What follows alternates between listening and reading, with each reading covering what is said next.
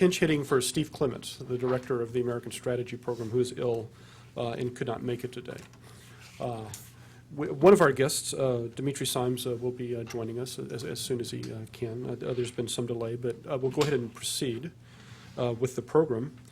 I'm delighted that we're able to host G. John Ikenberry and Daniel Deudney, two scholars I greatly admire, as well as Dimitri Simes, to discuss and debate an important new article in Foreign Affairs, The Myth of the Autocratic Revival, by Professors Ikenberry and Deudney.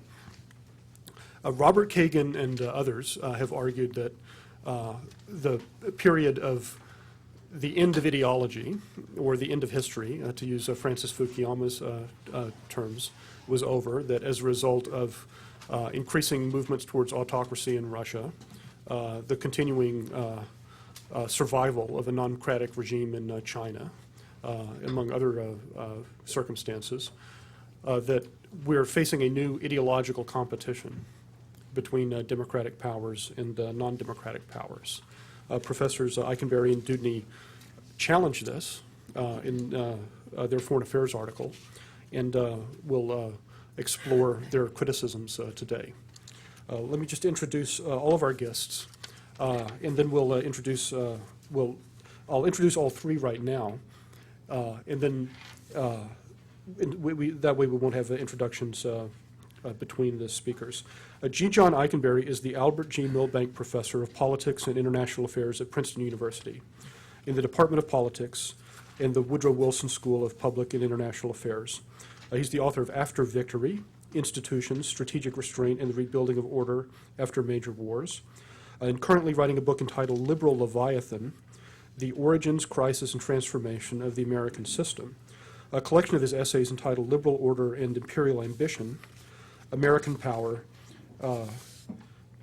and International Order, has also appeared from Polity Press in 2006. Professor Deudney is the author of Abounding Power, Republican Security Theory from the Polis to the Global Village, Princeton University Press, 2007. As some of you may recall, we had him speak here when his very important book came out, and he teaches at Johns Hopkins University. Dimitri Simes is president of the Nixon Center and publisher of The National Interest, which I was the executive editor in a much earlier life, an earlier incarnation for both me and the magazine. Before the center was established, Mr. Simes served as chairman of the Center for Russian and Eurasian Programs at the Carnegie Endowment for International Peace. So without further ado, we'll listen to Professors Ikenberry and Deudney, and then we hope to Mr. Simes. Thank you. Great. Thanks, Michael, and great to be here, and thanks to the New America Foundation for this opportunity to discuss our work. Can everybody hear me? What we'll do is present our argument, and I'll start by outlining some of the arguments, and Dan will talk about policy implications and international implications for our piece. But we really start with a observation that in the last several years there's been a new vision, if you will, appearing among policy analysts and scholars of international relations about the future, about the nature of conflict and the coming cleavages in world politics, and in particular a view that there is a coming return of great power politics, that there is a rising new division between great powers. Robert Kagan and other neoconservatives have put forward in particular the view of a autocratic revival, that is to say, the return of non-liberal states to power and prominence, and thereby triggering troubles that the United States has to respond to. In particular, China and Russia are seen as pioneering a new type of authoritarian capitalism, a different pathway to a new pathway to modernity, a non-liberal, authoritarian capitalist pathway. These autocratic capitalist states, China and Russia, are not like the old autocratic states of an earlier era, in the sense that they are more adaptive, more resilient. They have found ways to work with capitalism, but they are like the old autocratic states in that they are hostile to the West. They have non-liberal ambitions and have their own vision, if you will, of order and deep reservations about integration and cooperation with the West. They even appear in some renderings to have the makings of a coalition, really, of autocratic coalition. The Shanghai Cooperation Council is an example of that. Conflict is further exacerbated by oil and energy scramble, that there are new scarcities that are triggering competition, great power competition. And in the case of Russia and China, again, other aspects exacerbate this coming conflict, namely, in the case of Russia, the humiliation of losing its empire and the resentments and arguments against the West that have ensued from its failures at the end of the Cold War. And in the case of China, a century of humiliation and its own grievances about the earlier imperial period and its attempt to assert itself in the wake of all of that. Robert Kagan has developed this position characteristically with great clarity and provocative expression. In his view, Russia and China are ushering in a return to a kind of 19th century order, a return to the great power politics of that century, a new divide, as we said, between autocratic and democratic states. And this position that he has made prominent has filtered into the political arena, and during the campaign you will of course remember McCain's proposal for a League of Democracies. The argument there is that in the context of this coming division among the great powers, the autocratic revival, the prescription for the West, and certainly for the United States, is to circle the wagons and gird up your democratic loins and prepare for that kind of division of the world. Now, in the background, this return to debate about modernity and the direction of great power political development is really a return to what you might call the great contest, or the big debate that has been really shadowing foreign policy and political debates for 2 centuries. In some ways, the debate about the autocratic revival is a return to the debate about what kinds of states are most adaptive, what kinds of states are vanguard states that have within their structures the ability to modernize and be the kind of cutting edge of modernization. This is a debate that has been going on since the late 18th century. The question has been debated. What is the political system that is most viable given industrialism? And since the 19th century, the debate has really been between liberals, starting with Adam Smith, and non-liberal theorists who have argued that other kinds of non-liberal democratic states have the advantages and the kind of adaptive capacities that propel them into the future. During the 20th century, there were really 3 big rival positions, or models, if you will, among the great powers. There were the liberal states of the West, there were the communist states and autocratic fascist states in Germany and Japan. With the end of World War II, the great debate was really between liberalism and communism. And then in 1989, the end of the Cold War, there was the widely held view that the debate ended. That we had now come to the point where it was clear from history and world political development that the liberal position and the model that it articulated was the winner. We come today really with the new realization that the debate has been reopened, and the debate is again between the liberal view about the capacities of liberal democratic states and autocratic capitalist states. Now, you'll note that the debate has narrowed, that even the challenger position that is seen to be adaptive and resilient is itself a capitalist state. China and Russia are working inside of world capitalist society. They are taking advantage of it. And the question is is there a sustainable model that is embedded in one or both of these states that leads us to believe that there is a ongoing structural basis for a kind of division of the world based on multiple modernities. Now, our position, and Dan will talk more about this in a few minutes when I pass the baton to him, but our position is that this autocratic revival thesis is exaggerated and largely mistaken, that these states, these autocratic capitalist states, are not a sustainable alternative, that they are on a pathway that is maybe a long pathway, but one that will take them through capitalist development and political development into the world that the liberal West inhabits. We go in detail about these issues because it's important to talk about these kinds of mechanisms that are forcing adaptation and reform. And we talk about the incentives for liberal reform. We mentioned several of them. The growing inequality, particularly in China, but also in Russia, which is a kind of catalyst for reform, the kind of rise of division and inequality pushing reform, as it has in the West over the centuries, as a vehicle for mobilization and political appeal. Private property, these are capitalist societies, the kind of slippery slope that begins when business law emerges and courts, and the importance and the incentive really to develop property rights and rule of law, taking you into the political realm.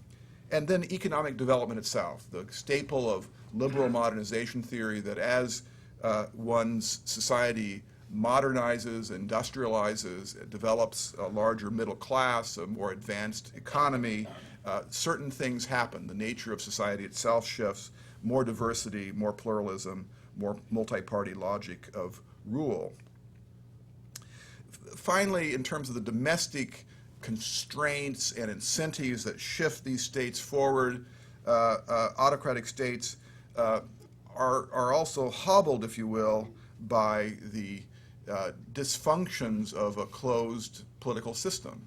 And we talk a little bit about this. We mentioned several different features: corruption, official corruption. The China specialists that we read give great evocative detail to the dysfunctions of official corruption that goes all the way down from the center to the province. In China, Putin's ideological appeals to good behavior have not been able to overcome the kind of corruption that exists in the system. And then closed systems themselves, an old insight that liberal theorists have long emphasized, namely that you have a loss of information that's needed for making good policy decisions, and so you create social outcomes that spur demands for reform. In the case of China, the SARS crisis, and more recently, across our newspapers, the stories of environmental problems, water shortages, all the sorts of sort of dark side of industrialism in a society that's not that has a government that isn't accountable, it isn't open and transparent, creating incentives for those sorts of movements. With that, I want to turn the podium over to Dan, who's going to talk more about the international implications of the autocratic revival thesis, and then bring it home with a discussion of policy implications for America.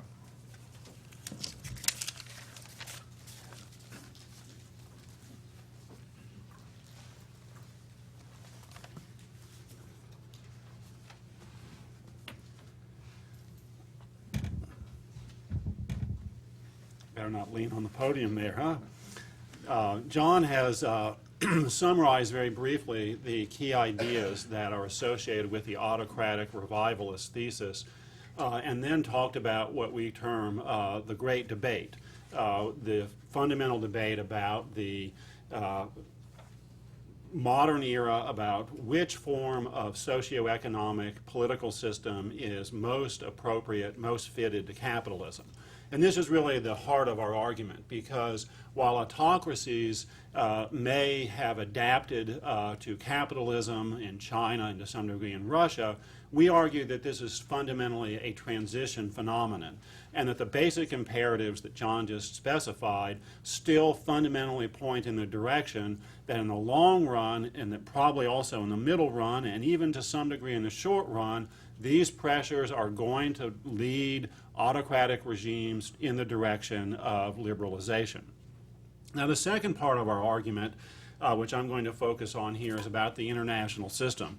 We have claims by Robert Kagan and others that we are moving back into a world that's like the 19th century, evocative of great power geopolitics, competition for various resources, a world that is very much unlike the world of the so-called end of history or liberal hegemony that we had come to expect in the 1990s. Now, the implications that the autocratic revivalists draw for American foreign policy from this vision of the world, from this back to the future vision of the world, is quite stark. They advocate the containment of these autocratic regimes. They advocate a focus on the West, circling the wagons, a liberal league that is very exclusionary in its orientation. And they expect and hope that the United States will play the great power game successfully and intelligently by exploiting the weaknesses of these autocratic states. Our view is that this set of policy prescriptions that the autocratic revivalists give us is likely to be both counterproductive and, to a significant degree, a self-fulfilling prophecy. And we suggest that the United States is now in a very different international system. And so what I want us to do here in my few minutes is, first of all, lay out the reasons why the 19th century and now are fundamentally different in character, and then say a few words about the policy prescriptions that come from our analysis that contrast sharply with those of the autocratic revivalists. Turning to the question of the 19th century versus now, there are four fundamental differences that separate then from now that create a radically different set of constraints and opportunities for states. First, the liberal democratic capitalist states are, in the contemporary world, hegemonic to a degree that was never the case in the past. We tend to focus on American unipolarity and its hegemony and perhaps its slight waning and various factors affecting it. But this tends to overlook the fact that the United States, our European Union allies, and Japan have in combination half or more of world output.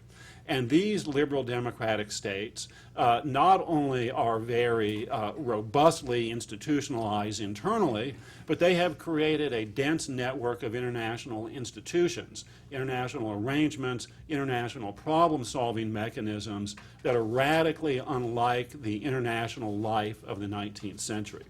So while liberal democracies are not hegemonic, and while international institutions, while liberal democracies are not universal, they are hegemonic, and the institutions, while certainly inadequate in many ways, are nevertheless a very different international system than what we have historically been accustomed to.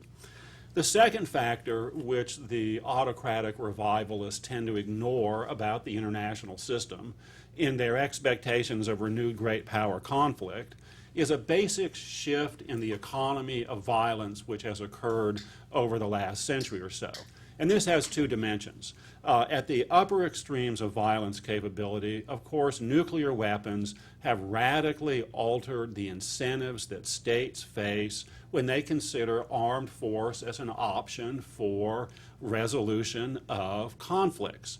In the 19th century, war made sense. In the 19th century, it was possible for states to deploy military force at the upper end of their capabilities and expect potentially to benefit.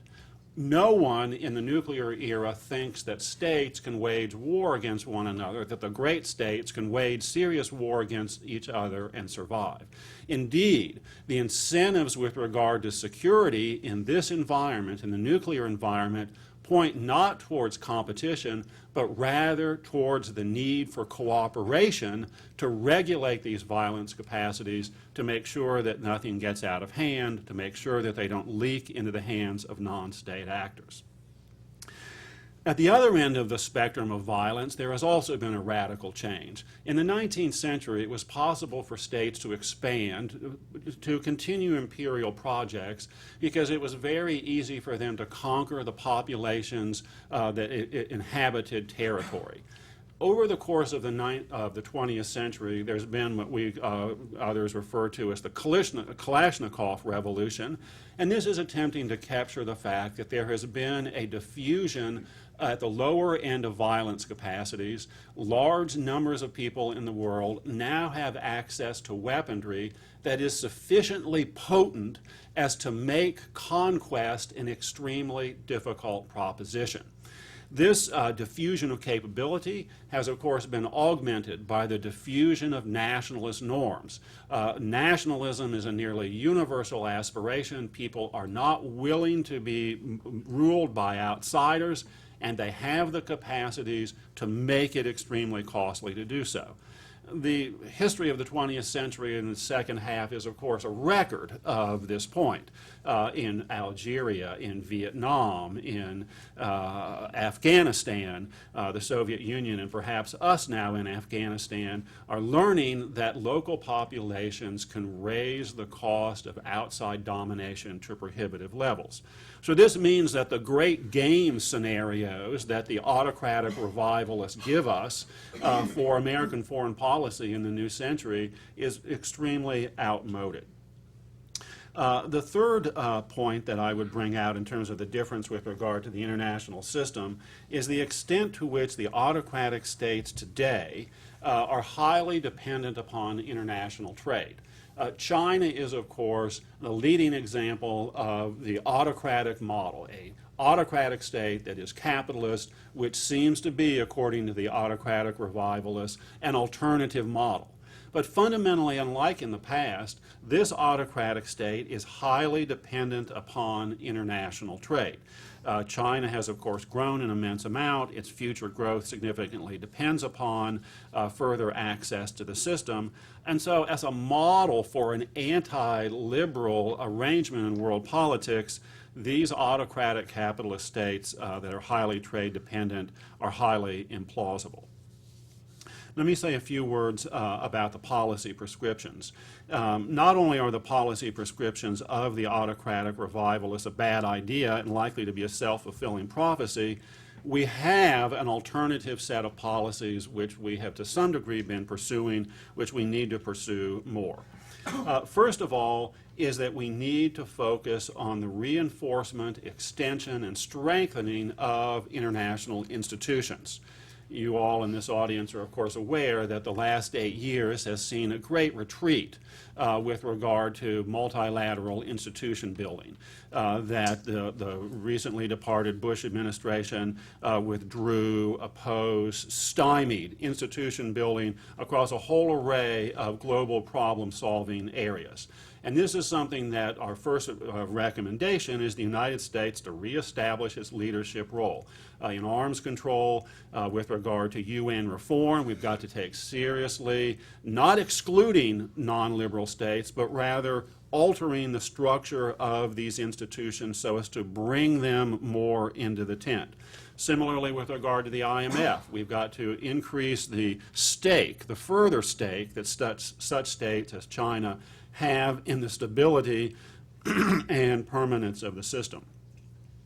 Second, with regard to the issues of the territorial integrity of these autocratic states, both China and Russia come to the international system with a mindset that is very unlike that which the United States has. The United States has been the most successful state for over 2 centuries. Both Russia and China come to the international system today with tremendous senses of historical grievance. China has, of course, this great memory of the century of humiliation, of the encroachment of outsiders. Russia has, of course, the even more recent memory of the loss of its empire, of the loss of its long dominant sphere of space particularly to the south and east of the Russian core. Now, the prospects that either Russia or China are going to reestablish themselves in their ancient imperial forms is very unlikely. But we have to recognize, Americans have got to recognize that the appeal of autocracy for China and Russia significantly has to do with the fear that there will be secessionist pressures within their territory and within their zones of influence. And so one of the gambits that the autocratic revivalists and the realist great power scenario gamers no doubt advance is that we should attempt to draw out these secessionist groups, that we should aid the adversaries of these regimes domestically, make their rule more difficult. This we believe to be a disastrous mistake. While we should never accept gross human rights violations, the United States needs to take a much more hands-off and pragmatic approach to these questions of secession. And this is particularly with regard to the areas of China, where China's sensitivity, particularly with regard to Tibet and Taiwan, is extremely great. We should not play the great power game by attempting to carve pieces of these states off by supporting secessionist movements. It's unlikely to be successful and is likely to provoke great power hostility that's needless. The third point with regard to the policy agenda is that there are major common global problems that the United States and other states, even and particularly in some cases autocratic states, need to address. Particularly, take for example oil. Many have emphasized that resource competition with regard to oil is part of this scenario of increased competition with autocratic states. But the reality is that both the United States and China are and are likely to continue to be significantly dependent upon imported oil. And this raises the possibility for an agenda of cooperation, a reestablishment, reinvigoration of the International Energy Agency, which of course was established in the 1970s as a sort of consumers' consortium. Secondly, with regard to global problems, we have global warming.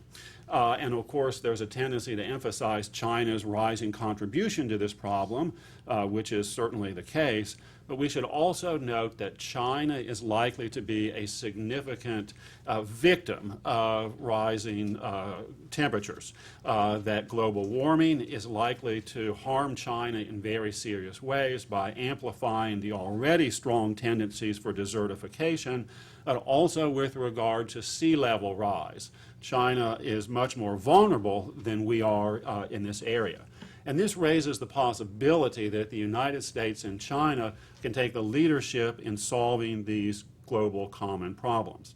So the third general point with regard to our policy prescription is for the United States to take the lead and start initiating efforts to solve real problems that these regimes share with us.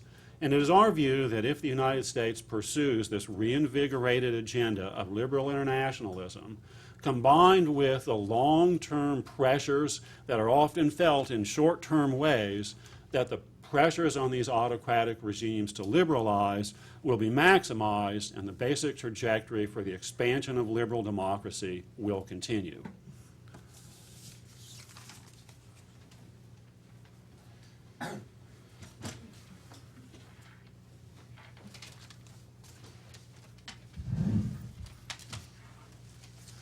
I'm not sure what are my qualifications to be a part of this panel, except that Mr. Fukuyama's article about the end of history was published by the National Interest, where now I serve as a publisher. But I had nothing to do with the magazine when the article was published. I thought the article was entertaining, and was a great public relations device.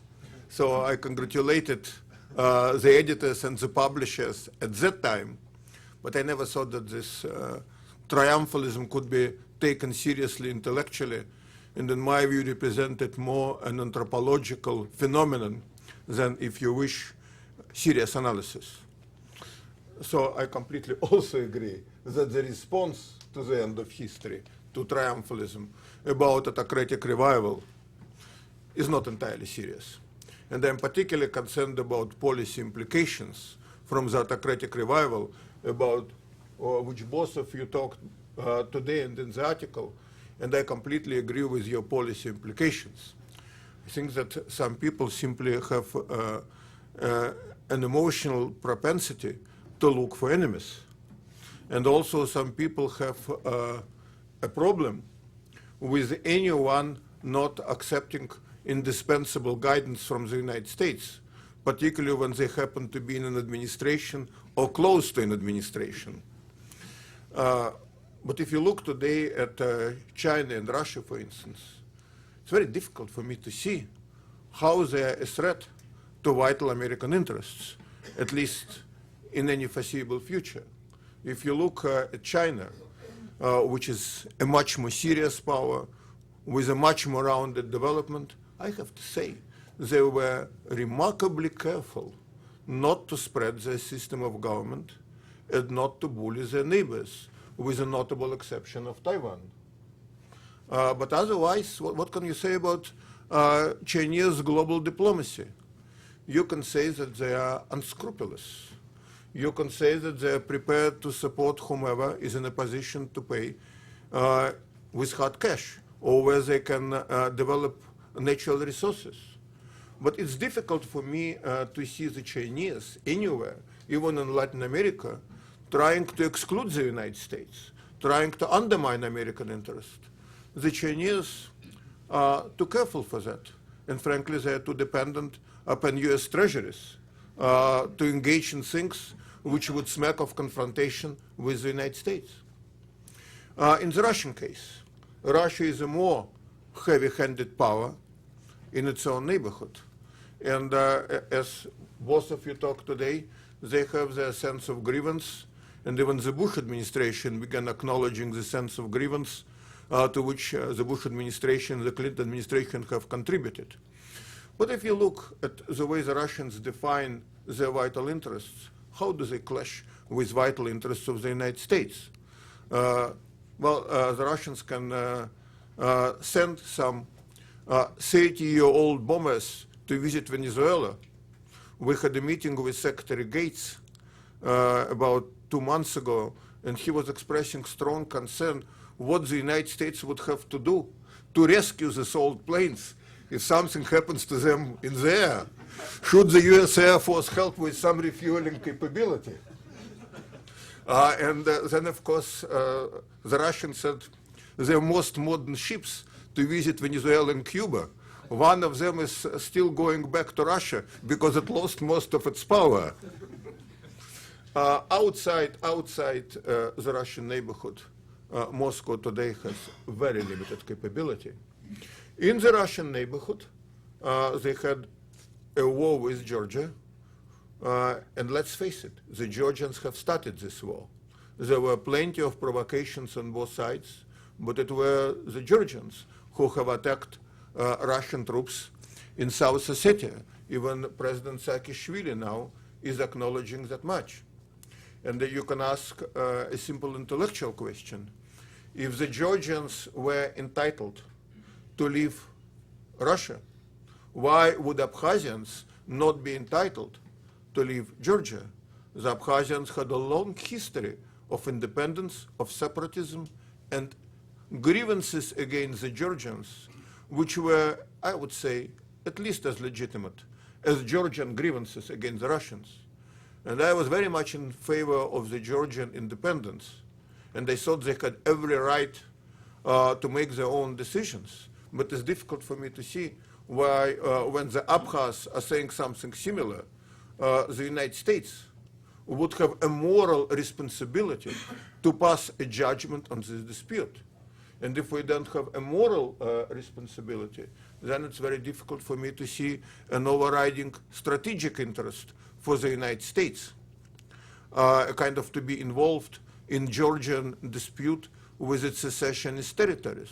I know about one vital American interest, or almost vital American interest in Georgia, and that is, of course, Baku-Ceyhan pipeline. The pipeline, however, happens to be inside the Georgian proper. It's not in Abkhazia. It's not in South Ossetia.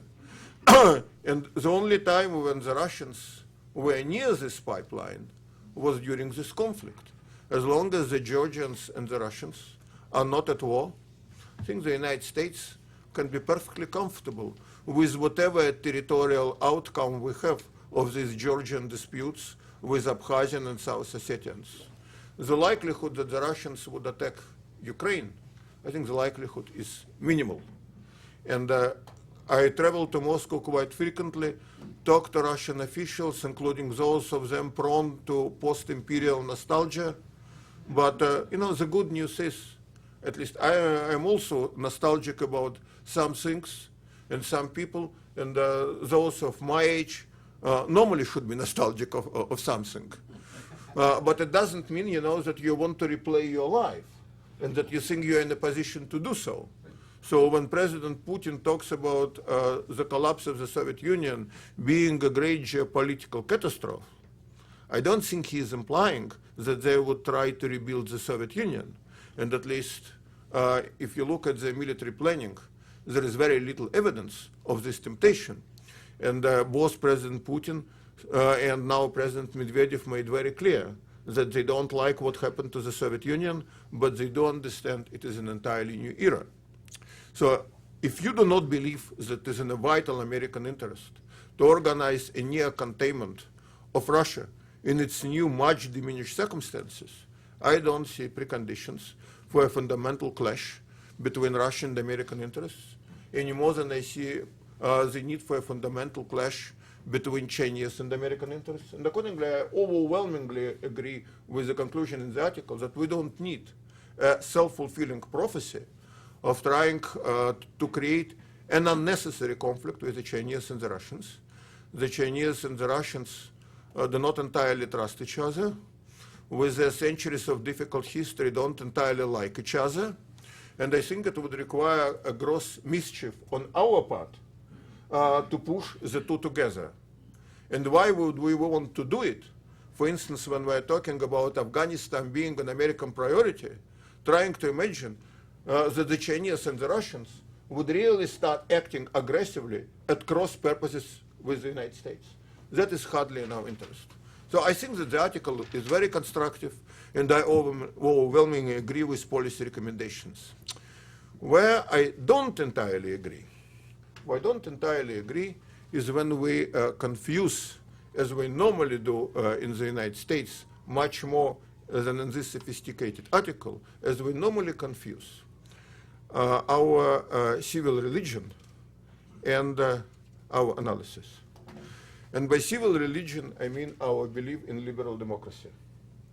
Our assumption is that liberal democracy is not only preferable to us, because it works best in the United States, and this is the choice we or our fathers have made, and I voted for liberal democracy with my own feet. But we somehow decide, without serious discussion, that the liberal democracy is not only best for us, but is always a preferred path of history.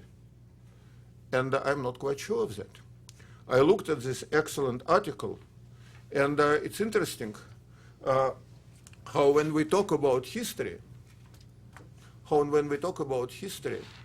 it's not always easy to sustain the author's belief in superiority of liberal democracy.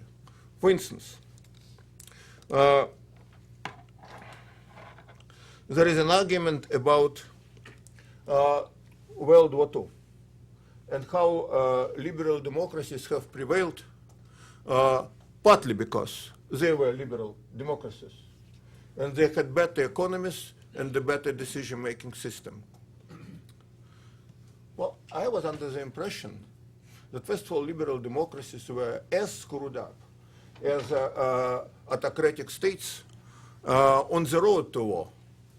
I remember there was such a thing as Munich, for instance.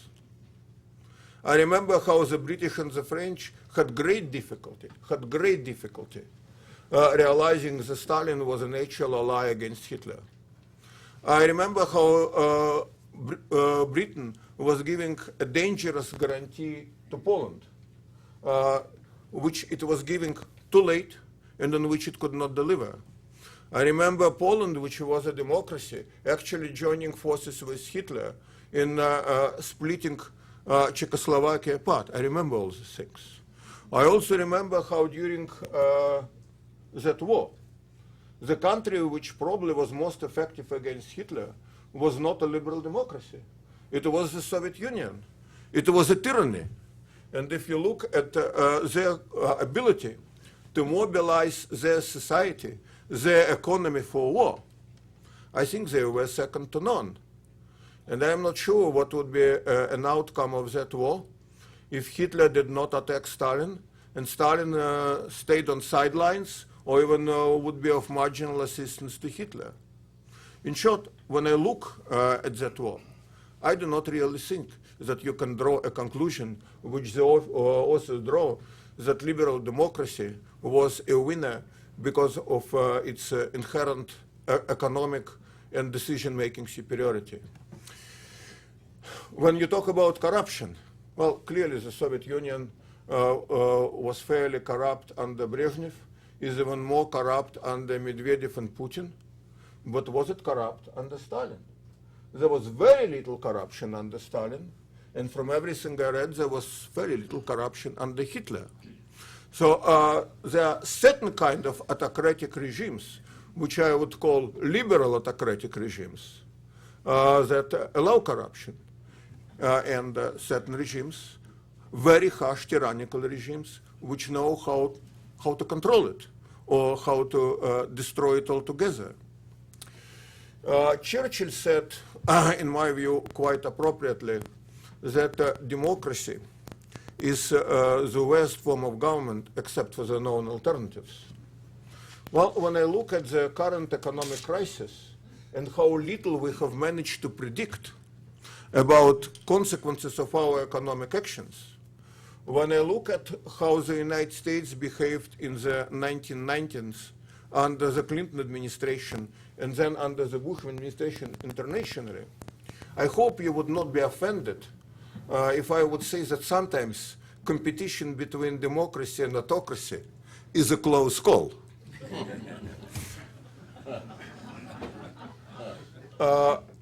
It depends, of course, upon what kind of democracy, what kind of autocracy.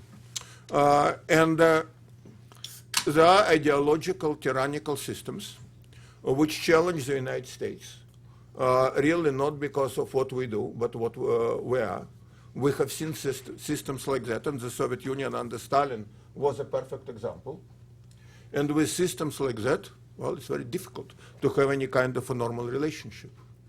But as the authors correctly said, China and Russia today are not in that category. And you know what? Neither is Saudi Arabia. There are a lot of countries which have their own system of government in which they believe and which for whichever reason they want to protect. But they don't want to go around the globe trying to impose the system on others, and they don't have enough arrogance to think that they can spread the system, particularly to great powers like the United States. We very recently have seen an interesting situation in the Middle East when perfectly democratic Turkey had more of a problem with what Israel was doing in Gaza than more autocratic Egypt. And if you would look at American diplomacy in the region, we actually are on better terms with autocratic regimes like Egypt, Saudi Arabia, and let's face it, Jordan, than we are with Turkey, than we are with Lebanon, and I'm afraid that we may encounter a similar problem in Iran. What I'm trying to say the great divide in international politics is not between autocracy and liberal democracy. It is, unfortunately, here I have to agree with Mr. Kagan. It's about interests. And that brings me to my final point. While I disagree with some of the author's analysis, I overwhelmingly agree with their conclusion. We should be working with whomever we can work, as long as they can deliver on our fundamental objectives. And I think that the notion that we should go around the globe and seek artificial conflicts and creating demons for ourselves, this is not a good guide for American foreign policy under the new administration.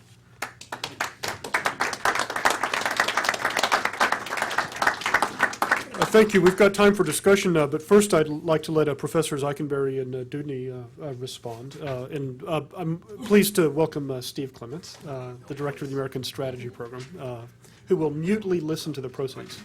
I'll make one comment. When your phone went off at the beginning, that phone call was for me watching this online with all of the folks that are watching online. So tell you to stand up. So hello to Very good. our online audience. If you'll please speak into the microphone. If I get the phone call again, I'll know that Steve has other suggestions. Well, I appreciate these comments, and they're really quite astute and to the point and challenging, particularly the argument about the complexity of the historical record as it relates to capacities and successes of different types of regimes. It is a rich history, and one can draw a lot of different conclusions.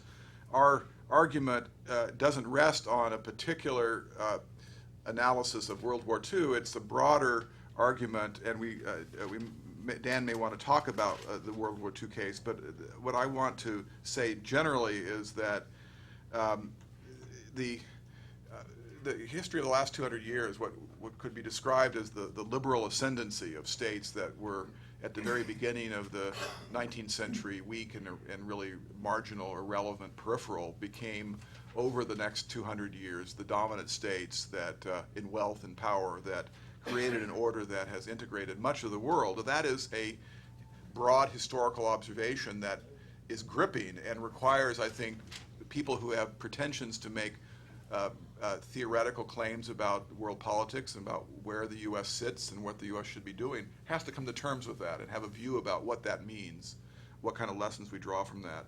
Our lesson really is that there is both coherence and credibility to the liberal modernization thesis that certain types of regimes over the long term, particularly liberal democratic regimes, have advantages, in particular advantages of efficiency and advantages of legitimacy, which allow them over the long term to structure their societies in ways that produce greater economic growth and power to harness potential.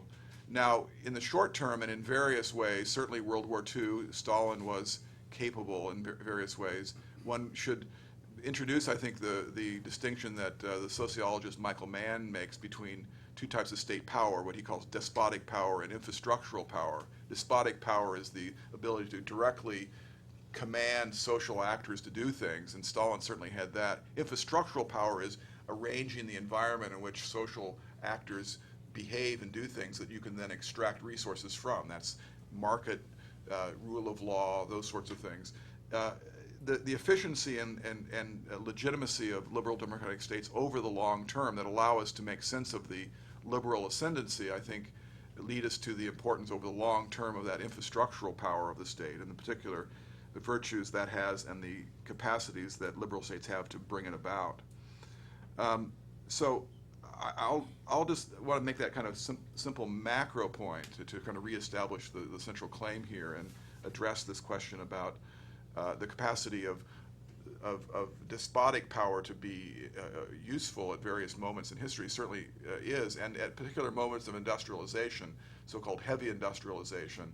One of the points that Dan made, and I think that is central to this argument about where the history is, where the world is going, and what kinds of states will be most capable in this evolving world environment, is the fact that the kind of power Stalin had, both to make good on kind of heavy industrialism and also to wage industrial strength war are not the conditions of modernity today, although they were in the 1930s and 40s. And so despite the debate that might still be on the table about the 1940s, the argument about what kind of states are most adaptable, think of it this way, that we aren't arguing that history is over, as Fukuyama did. We're arguing that history is on our side, that there are a myriad of advantages, of biases and mechanisms that lead states, because they, in the end, will be more successful if they have systems that have efficiency and normative legitimacy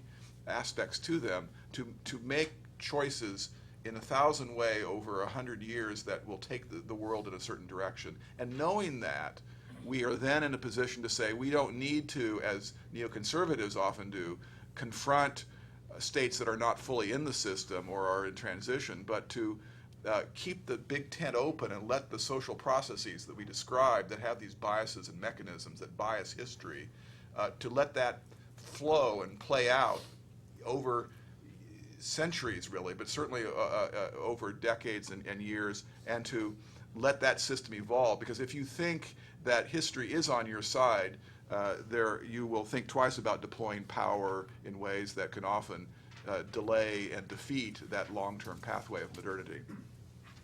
And I'll be brief because I know we want to have some discussion here.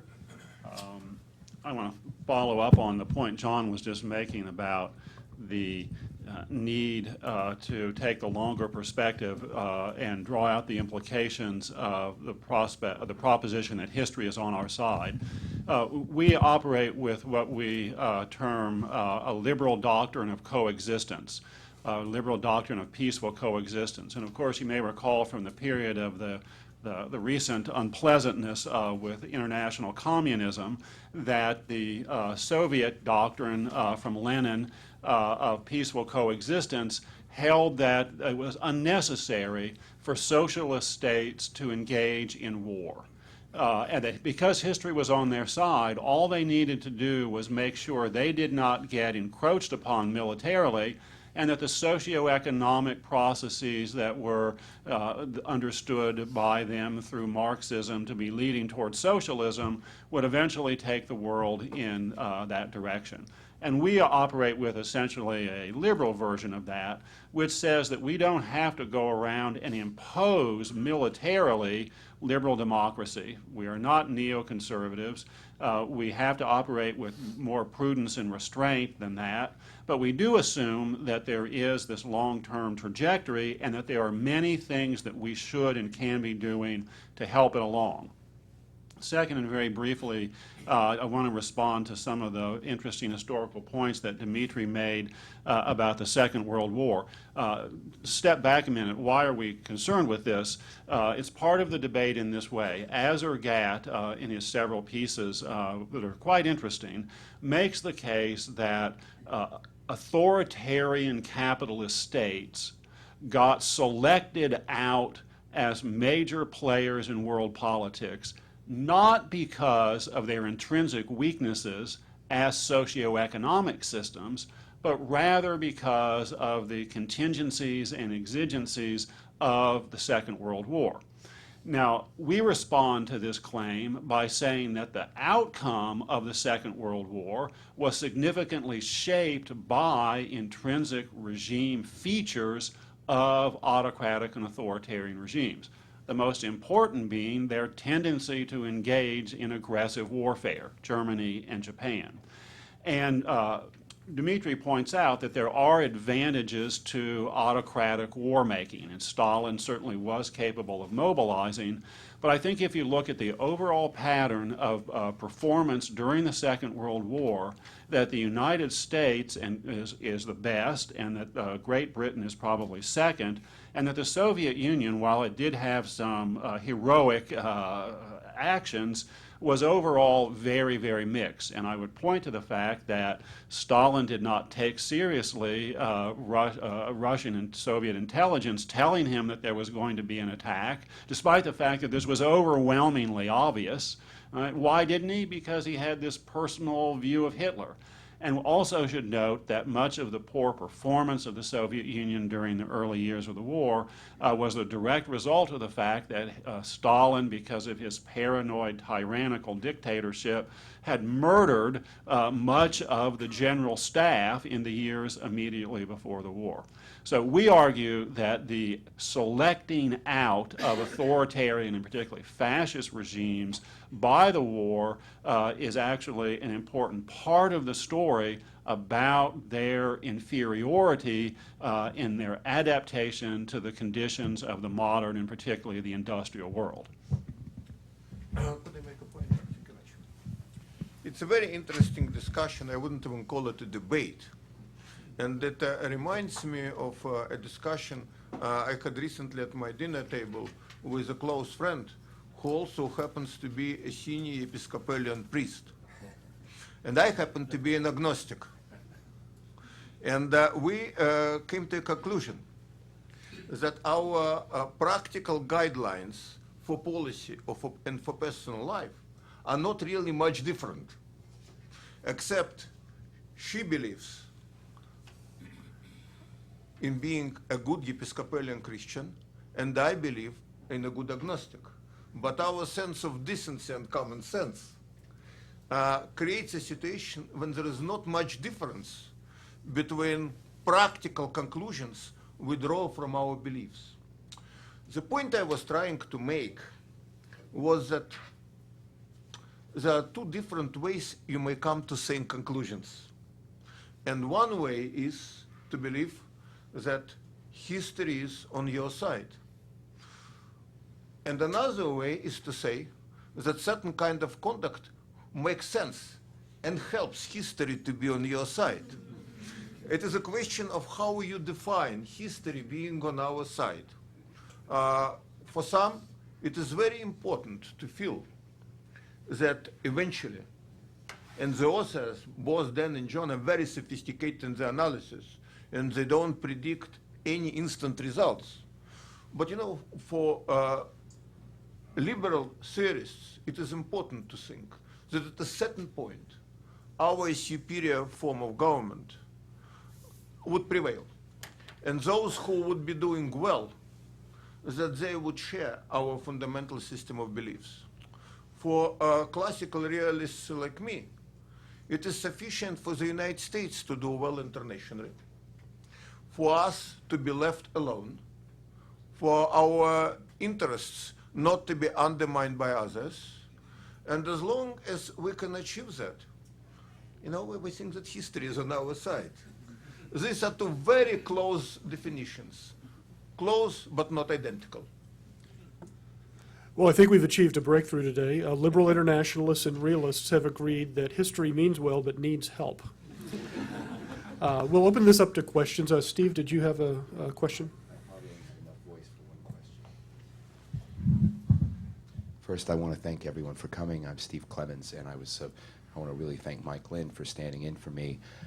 I was watching this at home in bed online, and it was so good I said I needed to come in and be here. But when I read Bob Kagan's various installments on his thesis, one of the things that I just wanted to throw into the mix in terms of the debate about different kind of regimes, and I just finished reading or rereading an Anthony Everett book on Cicero. And it seemed to me that Rome, and to a certain degree, more recently the United States, have the ingredients of both absolutism and liberal democracy. And what we have, whether we want to admit it or not, more recently is we've had a switch that in certain kinds of engagements, and Dimitri's comments helped trigger this thought. You see the state, our state, look an awful lot like China.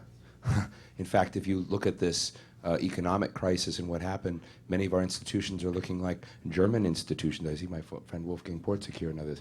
That the character that we see of decision making, how it's made, and to a certain degree, I would argue that while yes, United States at many levels is a liberal democracy, as far as the elite people who were running the government, many of whom were fellow travelers with Bob Kagan, they brought an absolutism to the decision-making apparatus. When you look at the unitary executive, it doesn't fit with either of your templates. for what liberal democracy looks like. And so I would just simply like to throw that out there, that the gentleman who's helped initiate this debate and has gone after China and Russia has been part of a community that actually helped the United States look an awful lot like China, and not in fact like the American historical tradition of liberal democracy like we've Well, that just proves it takes one to know one. A response? Yes, I'll respond to that. That's a very profound observation, and we want to emphasize that the United States that we are defending with regard to capitalist and liberal democratic is with regard to the fundamental relationship to the Industrial Revolution. So it's a very kind of broad argument, and thus whenever anyone says anything specific that we disagree with, we can always evade having to deal with it. But you have raised a point with regard to the unitary executive, that this concentration of power that we have. And this is something that has been, of course, produced by the United States in response to outside threats. And this is a point that Michael Lind, I think, brilliantly brings out in his book, and I deal with it as well in mine. And it's this, is that the original notion of the United States being a limited government presupposed that we were decoupled from the international system to a significant degree, that there was isolationism was possible because we were relatively isolated.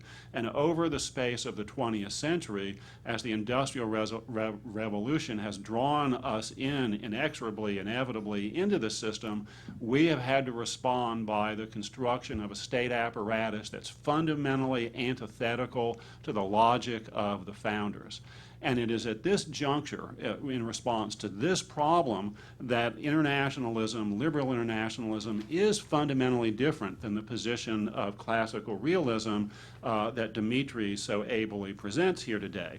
Because the position of the liberal internationalist is that limited government constitutionalism within the United States, in a condition of intensive competition among states, that are autocratic or non-liberal in character, that will not survive, that liberal democracy will be lost. The United States might be big enough to survive as a state, but the process of interacting, the process of building up a military, of having this strong executive, is invariably going to cost us the limited government constitutionalism.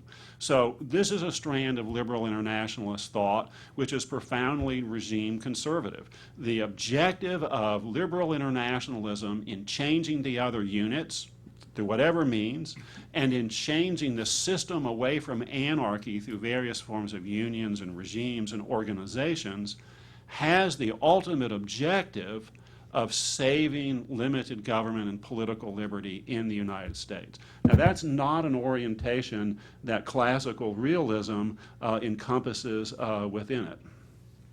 Dmitry? Well, I very strongly believe in a limited government, and there are different classical realists. Some, I suspect,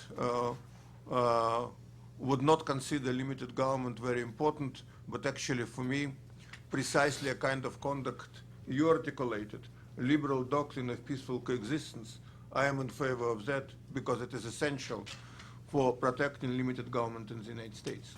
Where perhaps I may be somewhat different from liberal internationalists is because I think that the concept of a limited government should not be limited to the United States, but should also incorporate a decent respect for other people and other civilizations making their own decisions, which we may consider quite disagreeable. But since we don't have the world government, and since Michael Mandelbaum notwithstanding, I don't believe many countries, particularly major powers, view the United States as a legitimate world government, I think it would make us more effective internationally.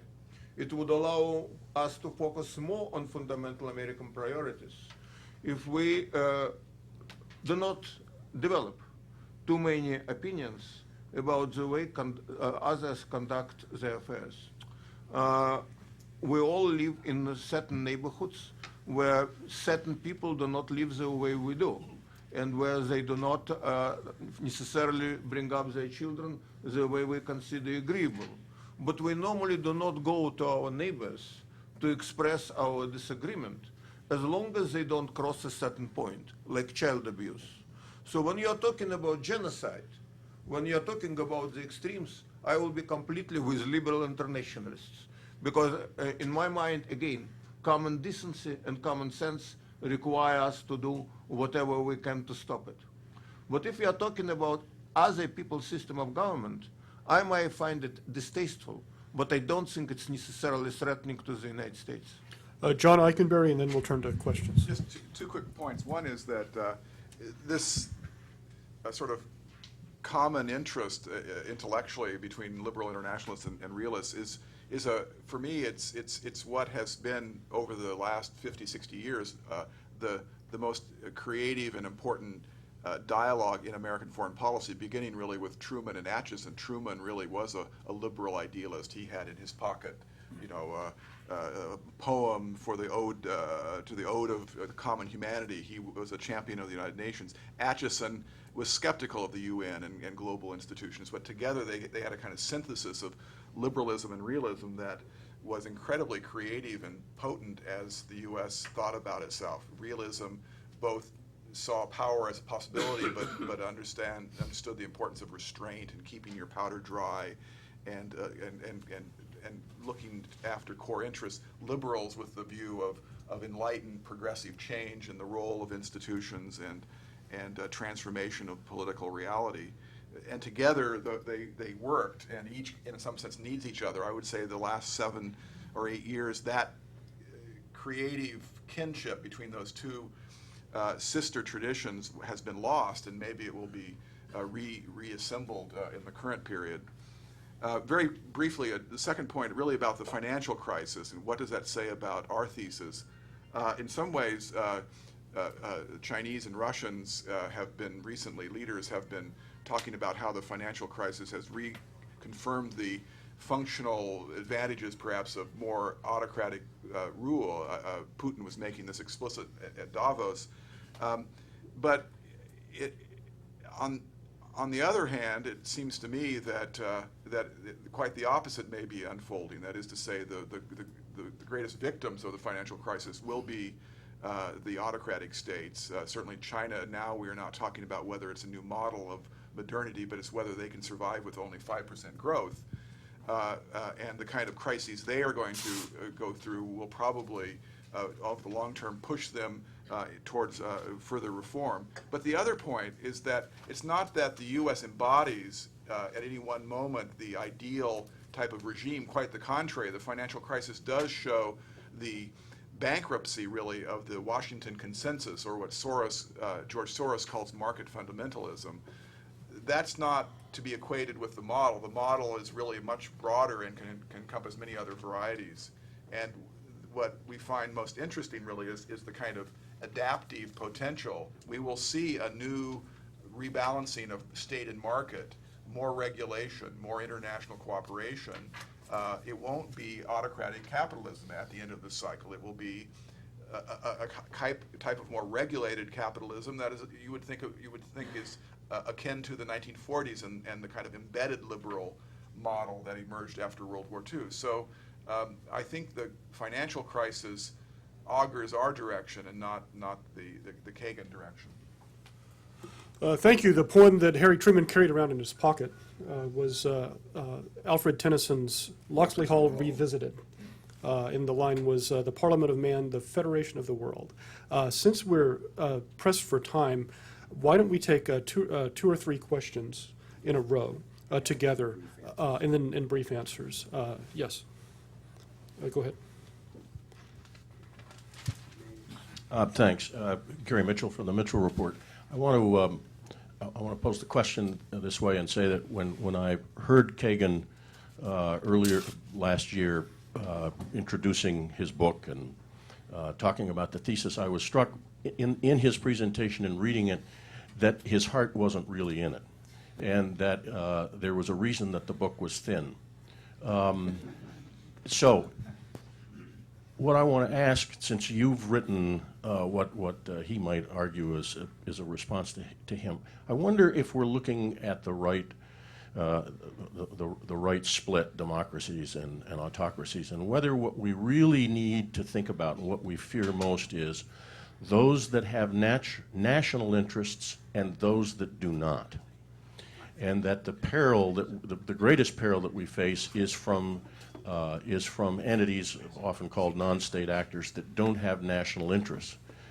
Peter Singer at the Brookings Institution has just written a stunning book called Wired for War, The Changing Nature of Conflict in the 21st Century. And I think the punchline, to keep this question short, the punchline of that is that the combination of entities, organizations that do not have national interests with the robotics revolution poses some pretty perilous Okay, non-state challenges. actors and nation states. Yes, sir. Right here. Thank you, Mohammed Qasim. I just want to go back to the last 8 years. I don't want to go back to 1939. But you've had the biggest enemies of liberal democracy, American style, has been the last 8 years of the Bush administration. In the name of nation building, they've smashed nations left, right, and center. And you might have a change in the White House, but basically the institutions of war making and anti-liberal democracies are very strong. And I think this is where you should focus on, rather than lecturing to the Chinese or Russians or all these false states from Morocco to Malaysia. Clean up the act here. Okay, question all the way at the back.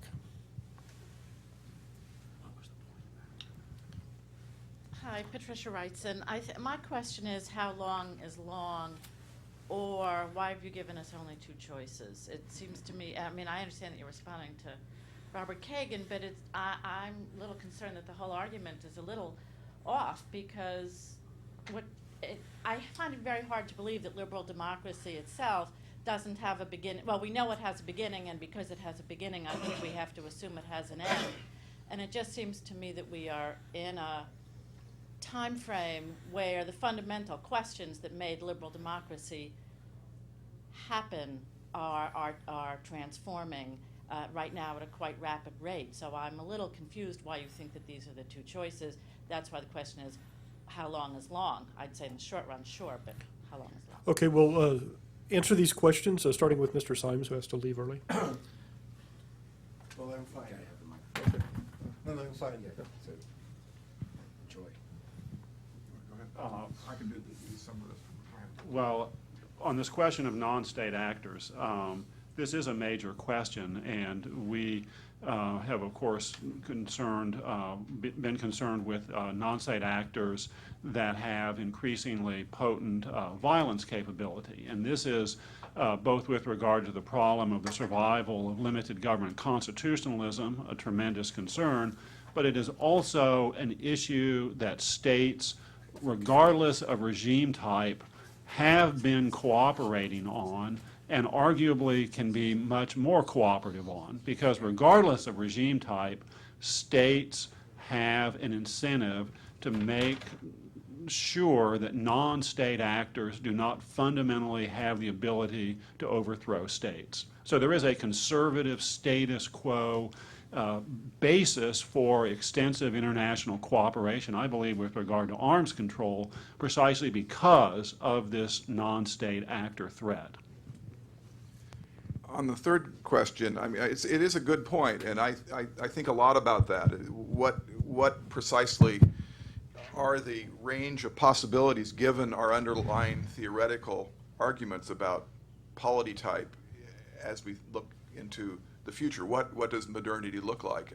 Our argument is that particular kinds of states, liberal democratic, are unusually adaptive and successful in the context of industrialism and modernity.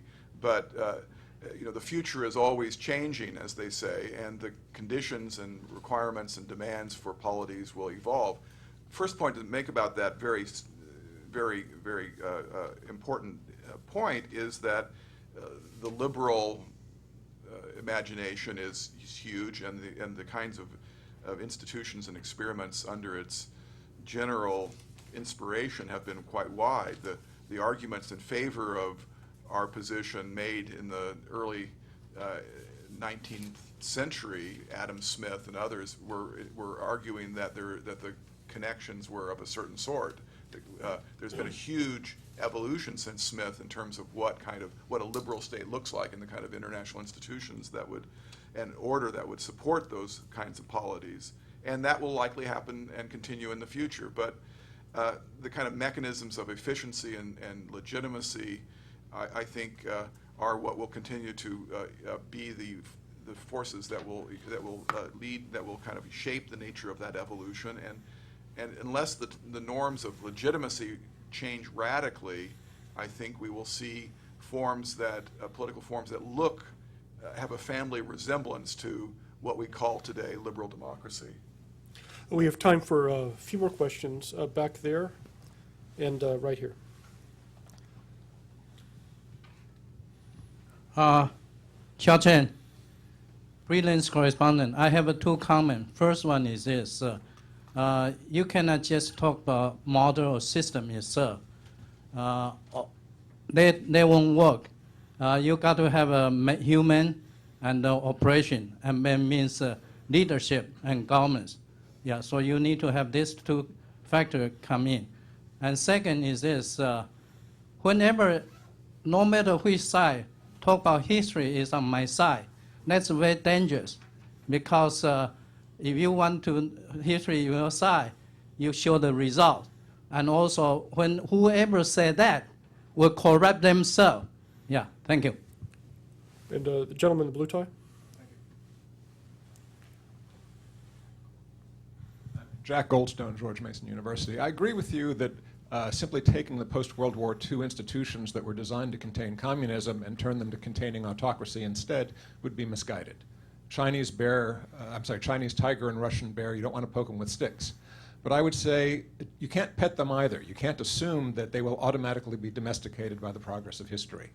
What we need to worry about is a world 20 years from now when the populations of Turkey, Nigeria, and Egypt will exceed the population of Europe, when the economies of India and China together will match the economies of Europe and the US. Our task should be, how do we devise international institutions that over the next 20 years will make the world safe for liberal democracy, in a world where liberal democracies will not have that dominant demographic and economic weight that they built up over the last 80 years but are now in the process of losing. Dr. Ikenberry? Yes, I think I agree with that. This is not, our argument is not one to sort of end the conversation and feel satisfied that things are okay. There's a project, and we do think that it's precisely trying to expand, deepen, and innovate the liberal order to make it, because it's doing so much work in our analysis. It's creating an environment for China and Russia and even India to evolve. It's setting the choices and costs and trade-offs of these states. Presumably, if that liberal order is in fact articulated and expanded and institutionalized further and becomes increasingly accessible to rising states of this sort, it will bias change in the direction that we want. So I definitely agree with that. In a piece I did in Foreign Affairs a year ago, I argued that China could well be in 20 years, could well be one of the great supporters of liberal order, in the sense that mechanisms like the WTO, which provide safeguards really from discrimination in the context of states that are economically advantaged, which China could be, it provides a mechanism to guard its interests in a world where other countries will want to discriminate in various ways against it. So China may ironically become a champion of the kind of Western institutions that in an earlier period certainly served the West, but that in the current era or the next 20 years could precisely be the kind of tools that rising states that are both see the potential of capitalist economic growth, but also see the difficulties that are in its way, tools that could be used for their own interests. So I think Jack is exactly right, and I think there is an agenda embedded in that we are very sympathetic to. Professor Deudney? Oh, let's have more questions. Okay. Yes, right here. I'd like to talk about China since it's an area that I know something about. Talking about history, Wen Jiabao just recently in his trip to Europe invoked history on his side, and as Obama did, saying that there are many countries on the wrong side of history, and Clinton did in 1997, putting China specifically on the wrong side of history. As my father used to say, history is only as reliable, no more reliable and no less reliable than those who wrote it. In fact, history is not at all reliable. And I would put in forth this position that liberal democracy, win or lose, would win and lose in China. And it's a long debate in China for 200 years, how to adopt liberal democracy. And we had always lost. And this is, history definitely was not on our side. The point is, autocracy is extremely resilient, and capitalism had always existed with autocracy in China, except during the Mao era, and that wasn't very long.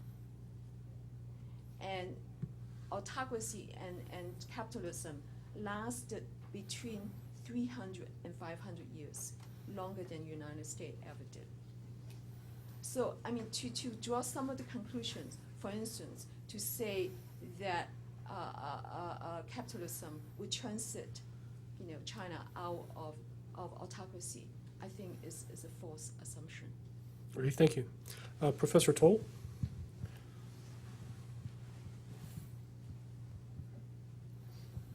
Very briefly, I'm concerned that there's a presumption of rationality in your model, that there are incentives for the autocratic states to adopt a kind of a liberal model.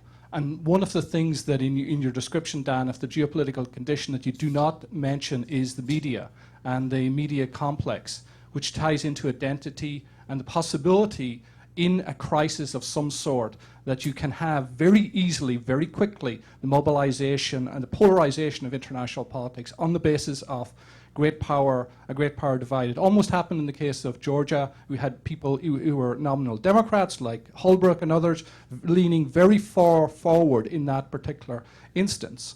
Therefore, what you're going to get is a situation where the Democrats are being Carterized. It's kind of Jimmy Carter, Afghanistan all over again. You are seen as not being sufficiently cognizant of that kind of Schmittian core of neoconservatism, which is man is dangerous, the world is a nasty place, and then you have to respond to it and be aware of it in some way or other. If you'd answer now. A couple more questions. Oh, okay. Yes. Excuse me. I'm Victor Basu, consultant in national security policy. I completely agree with both John and Dan on their thesis, but it seems to me that they could strengthen their thesis, that as history is on our side, you have to look deeper into history than just 19th century. And let's mention a few other examples. When the United States declared its independence several hundred years ago, it was the only democracy in a world surrounded by monarchies. And look at the situation now. So history is not linear. It goes ups and downs. There is a 19th century, and Bob Kagan is trying to return to 19th century with slight modifications. But we have to look at history in a broader sense. That is, history is an evolution of society, and starts with biological evolution, ended up with societal evolution, and we look further than this. Okay. Now, is there a question?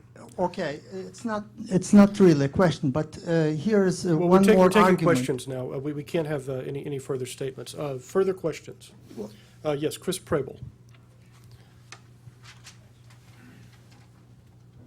I just want to ask a quick question about the institutions that you talk about, because while you note that the Chinese have a seat at the table of the WTO and could ultimately be a real engine for liberalization there, trade liberalization, or at least preventing the excesses of it, they also have a seat at the UN Security Council. That seat has much more power, or at least it was designed to have much more power. But over the last, not just the last 8 years, but I would argue the last 16 years, we've seen a process of kind of circumventing the UN Security Council. And how would you respond to that? That institution itself has been progressively weakened by now both Republican and Democratic presidents. Okay, we'll listen to our panelists. A number of provocative questions. I'll go first, I guess. In response to this question, very well put about China, the key point about this argument about in the Great Debate about the relationship between liberal democracy and industrialism is that this is a new development, that prior to the 19th century, the possibility for large-scale mass democracy did not effectively exist. As was pointed out, prior to the founding of the United States, liberal regimes were anomalies. Liberal regimes were understood to be inherently rare. And the Industrial Revolution, we argue, and this literature argues that we agree with largely, creates the possibilities of the mass improvement of humanity. And the question then is, which form of social, political, and economic arrangements fit with this set of changed, radically changed material circumstances? And so the fact that there hasn't been democracy in China and the fact that the Democratic side keeps losing does not in any way diminish our confidence in this argument, because the conditions for democracy are just now being constructed in China, and we're hopeful and optimistic that they will eventually be realized. This question about the geopolitical situation and the, as you put it over here, the Schmittian core of neoconservatism. It's too bad Dimitri is left, because he would be better to respond to this question of a Schmittian core in this argument. The reality is that the international system is going to remain turbulent. It's impossible to predict short-term situations. But I do hold very much along this line of the Schmittian concern that what we had during the most recent Bush administration, the Cheney, John Yoo agenda, is a hyper-Schmittian response to this situation of weapons of mass destruction, terrorism. That was really what was driving this administration's historical imagination and threat creation. Can you explain what we're talking about with Schmittian? Yeah, Schmittian here this is Carl Schmitt, the crown jurist of the Third Reich, a profound theorist who was essentially a Nazi, generated elaborate justifications for autocratic rule or for dictatorial rule, and the importance of the emergency or the importance of the crisis as justifying these types of extreme autocratic rules. And John Yoo, even though he never quotes Carl Schmitt, John Yoo, who was, of course, the key figure in the Bush administration, is intellectually a gloss on Schmitt. This problem is not going to go away, and this problem is going to require a substantial ratcheting up of the international arms control agenda to contain weapons of mass destruction capability on a global scale. It's one of the major portfolios with regard to liberal internationalism as a pragmatic solution set that's necessary for the preservation of liberty. You want to say something? What can I say after that? You could mention David Addington. Criminal. Yeah, that's right. Well, I wanted to say something about, I think one of the underlying issues, kind of since we're coming to the end here, just one of the issues that lurks around many of the questions is really about whether the non-Western emerging states are likely to integrate into and adopt the kind of regime polity principles that Western states have, whether China and India are following a kind of pathway that was pursued by Western states, whether there is a linearity in a general sense in history, whether there is a presumption of rationality, whether it's presumptuous to think that there is rationality in these kind of long-term world historical development perspectives. And I guess I want to once again resist the argument that it's all contingent, it's all cyclical, that there are moments when liberal states emerge, become powerful, and get their way, but then they go away, or other states emerge and pursue different models. We are, generally speaking, making an argument that perspective is wrong. And we are marshaling arguments to the effect that there is something that we can identify over the last 200 years as what we'll call a liberal ascendancy. And there are reasons for it based in mechanisms of social organization that privilege and allow for performance differences of societies. In that sense, in a general way, we are arguing that there is a kind of evolutionary system. The world is a kind of evolutionary system of adaptation and change, and success matters. But also, the normative basis for these societies is part of what makes for success, legitimacy. So when you look out at the world, we're trying to get people who would ordinarily look at differences across the great powers and across the regions and see West versus East, Anglo-America versus Oriental, or other kinds of divisions of religion, of ethnicity, of culture, and say that those are not the great dividing lines. The dividing lines in our current era and in the era that we describe as the coming era are really between those who want to build societies around rule of law and open international order, and those that don't. And that's not a world cleavage that exists between East and West, between the Western states that had it and the Asian states that are ambivalent about it. There are as many advocates of rule-based open order in emerging societies as in the West, and we will probably confront additional ironies where, in fact, the great champions, as I said, for various kinds of rule-based international open order will be those rising states that are non-Western.